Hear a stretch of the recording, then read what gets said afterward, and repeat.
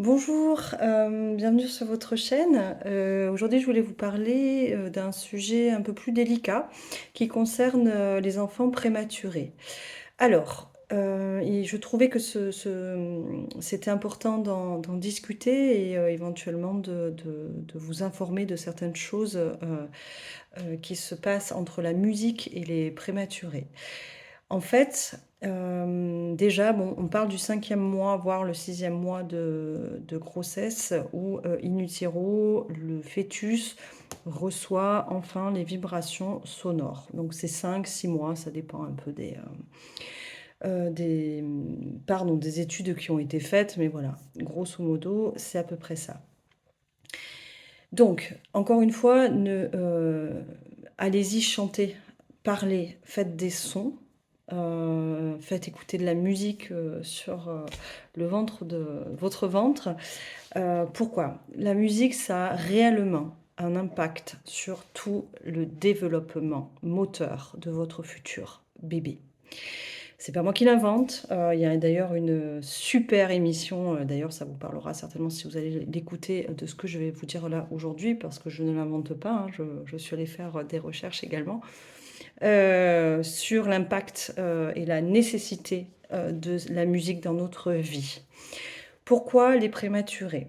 Il se trouve qu'en fait les vibrations de la voix, d'une voix chantée en l'occurrence puisqu'elle est un peu plus vibrante qu'une voix parlée, accélérera, le mouvement de succion et pour des, prématurés, assez longs, on sait que c'est quelque chose qui peut être vraiment, difficile pour, le bébé, les parents. Donc voilà, sachez que ça a vraiment un impact sur le développement de certains mouvements que le prématuré, mettra plus de temps à mettre en place. Et également aussi, donc ça je savais que ça jouait vraiment sur, les contractions. C'est vrai que je n'avais pas encore fait ce lien-là avec les prématurés ou même, le bébé après en général. Mais je vais le tester sur mes enfants dès qu'ils vont se faire mal. C'est-à-dire qu'un prématuré peut avoir beaucoup d'actes, on essaie de faire attention, mais c'est vrai, ils sont vraiment très fragiles, même s'ils sont très, très forts et des fois s'il y a une piqûre ou voilà, ou s'il y a des sondes et cetera, c'est assez douloureux pour, le prématuré et les sons, encore une fois, une chanson peut vraiment atténuer la douleur. Donc voilà, il y a à Dijon un centre, qui explore ça depuis, 2016, si je dis pas des bêtises et les résultats sont extraordinaires là-dessus. Pareil, un enfant qui aurait beaucoup de stress, parce que, ben, l'enfant ressent, le stress aussi de ses parents, l'inquiétude. Mais en fait, une voix chantée, peut réellement diviser par 2 le battement, voilà, les enfants ont un battement très, très, très, très rapide au départ, un battement de cœur et je trouve ça en fait, je suis très émue d'avoir vu cette émission et puis d'être allée faire d'autres recherches aussi par rapport à ça du coup. Parce qu'en fait, je me dis qu'il faudrait que, dans chaque, centre, médical, il y ait des personnes qui viennent, qui puissent venir chanter, comme fait cette femme-là, cette artiste lyrique qui est sur Dijon. Je suis vraiment désolée, je ne retiens pas son nom, c'est pas bien. En tout cas, je trouve son travail extraordinaire et elle apprend aussi aux parents à faire des sons, à se toucher. Donc tout ce qu'on peut mettre en place au niveau du chant prénatal, en fait, bah, encore une fois, je trouve que ça touche tout le monde, parce que la musique reste au centre des relations humaines, au centre du développement. C'est une dopamine. Sachez que la musique en fait, c'est encore ces études-là, hein, mais c'est formidable que des gens s'y penchent dessus et aillent voir, aura le même impact de motivation que la nourriture ou la sexualité. D'accord? Dès que vous entendez de la musique, ça vous crée la même dopamine, le même, que ça.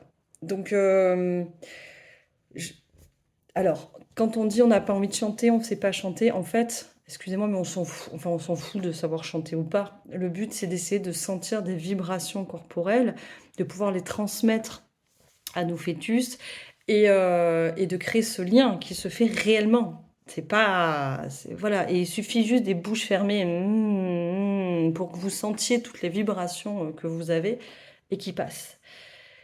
Et on voit bien le lien ensuite quand on a un bébé dans nos bras et qu'on aura fait ces sons pendant cette grossesse.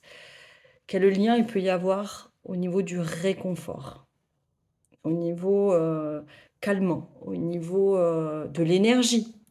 Heu, Par exemple, ça va aussi vous aider, dans le donc on dit ce qui est moteur, mais par exemple des enfants qui seraient, un peu dyslexiques et cetera, il est aussi prouvé que travailler au niveau du rythme va aider l'enfant à se focaliser davantage, à avoir une autre concentration, et l'aider.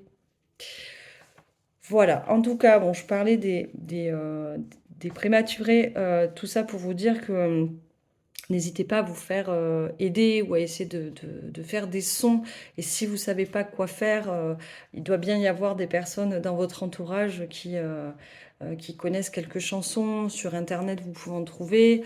Il y a des personnes comme, des professionnels comme moi par exemple, mais aussi d'autres personnes qui font du chant prénatal ou pas, ou qui chantent simplement, qui pourraient éventuellement vous guider. Heu, En tout cas, essayez et voyez ce que ça fait. Voilà, et j'espère que ça vous permettra de créer un cocon plus apaisant, moins stressant. Je ne l'ai pas vécu, je ne sais pas. En tout cas, je me dis que ça peut être une piste, d'entraide et de partage, voilà. Je vous souhaite une belle journée, merci de m'avoir écoutée et puis, ben, bon courage à tous ceux qui traversent, ce moment. Au revoir.